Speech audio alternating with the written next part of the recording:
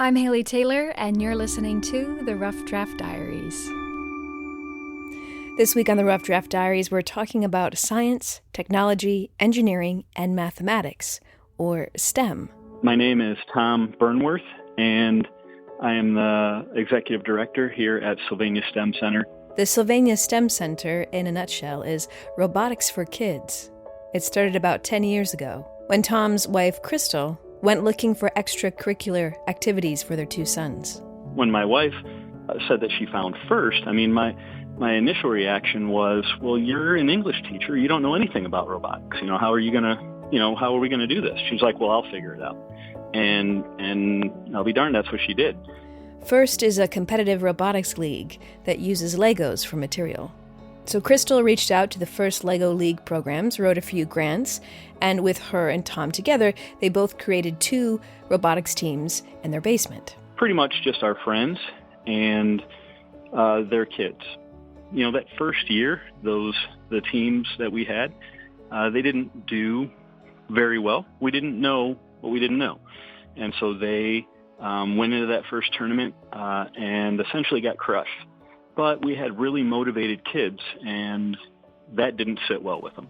So over that next summer, they took classes on how to program robots, how to put together a project, all these different things.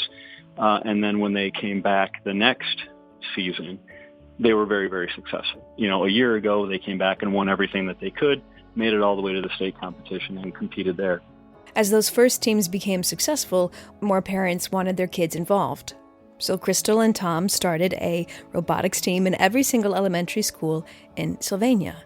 But with multiple teams in multiple locations, Tom found that certain teams flourished while certain teams didn't.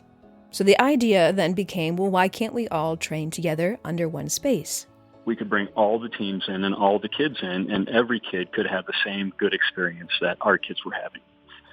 And so that's what we did. We rented a place and brought all the teams in, and instantly they were more successful and happy, and coaches were happy, and it just continued to grow.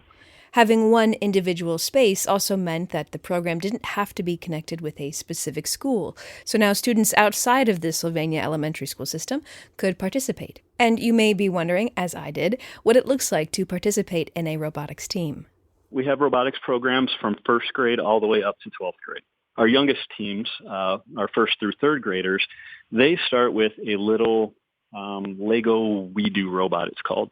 And it's very basic, one motor, couple of sensors. They're just learning how things work together. They're using some drag and drop programming on a tablet, just getting their feet wet and just getting that basic understanding.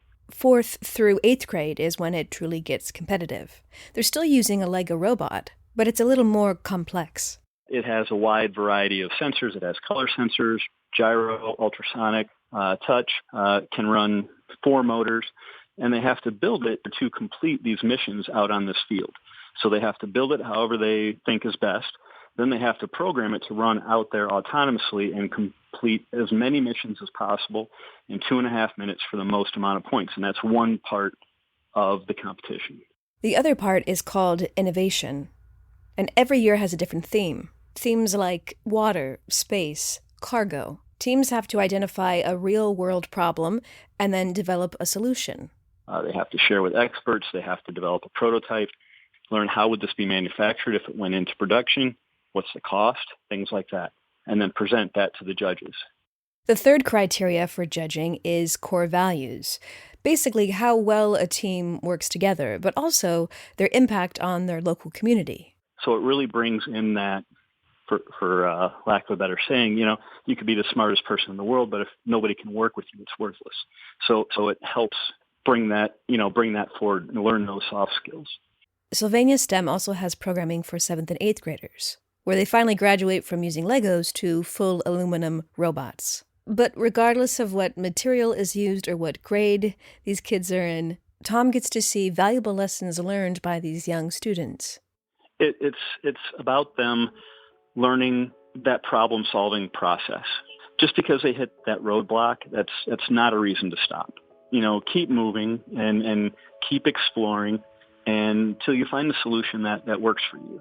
One of the biggest things for me is when I'm working with a kid or working with the team, and we're working on a problem, and then all of a sudden you can see that light bulb goes off, and they're like, I got it, and you can see them light up, and they understand it, and they have a solution.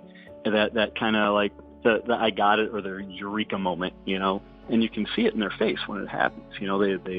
It's almost a physical thing, and to watch kids get that and watch that happen, that's one of the best parts about what I do. But this job still is a complete surprise to Tom, who with a background in construction never thought and dreamed that all those years ago, those 15 students would eventually turn into the Sylvania STEM Center with over 3,200 students enrolled, and still growing. It's a surprise success story, but one Tom is happy to have, and I'm sure the community is as well. For now, I'm Haley Taylor, and thanks for listening to this episode of the Rough Draft Diaries.